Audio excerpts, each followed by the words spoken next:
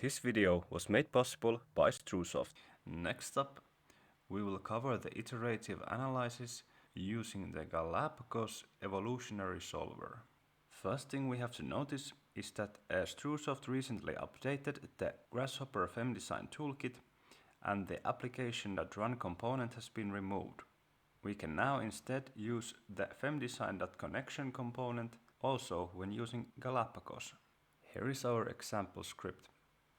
I'm using the FEM-design.connection, FEM-design.openModel, and FEM-design.run analysis components, and have defined the analysis with the analysis.define component. I am then getting the shell displacement results with the FEM-design.getCaseComb results component. I have changed the displacement units to millimeters. I'm evaluating the shell displacement, getting the bounds, flattening the input, and extracting the highest value from the domain. The gene pool component is set up in a way that it is used to move the wall on the right by the length between the walls multiplied by the gene pool's value. So, at 0.5, the wall will be at the exact middle. At 0.1, it will be at 1/10 of the length between the walls, etc. This way, if I want to move this wall, I can do so, and the wall will also adapt.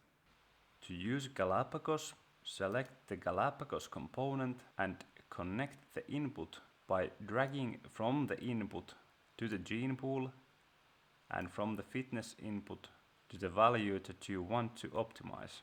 If I double click on the component, it will open the solver setup. You have two solver options, the evolutionary solver and the annealing solver. For this example, we will use the evolutionary solver. On the first page, you can edit the settings, the most important ones here being the goal value. You can either aim to minimize or maximize the value that has been connected to the fitness input. I use deflections as the benchmark, so I want to minimize. Here you could define a threshold if you wanted, which I will not do now, but I will enable the runtime limit and I will set it to 0 hours and 10 minutes.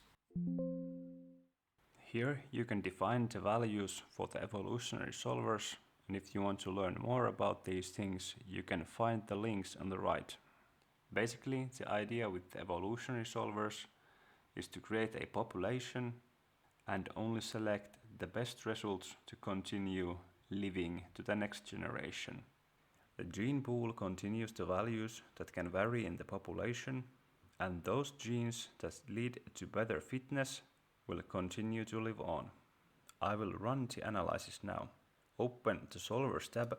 On the right, you can select to display all genomes in the Rhino viewport or only the better genomes or no genomes at all. Click on Start Solver.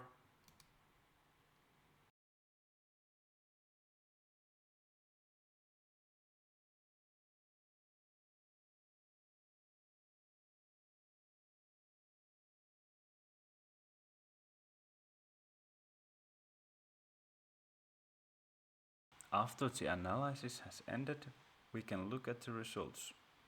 If we would let it run longer, we would see this yellow-orange area narrow down and approach 0.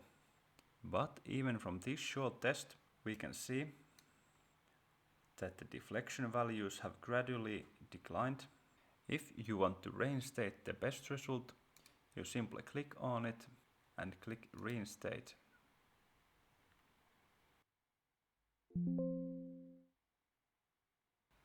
If we want to see the worst result, it works exactly the same. This will also set the gene pool to the value of the result. As expected, the deflections are minimized again when the wall is placed in the middle of the slab. Have fun solving your own optimization problems.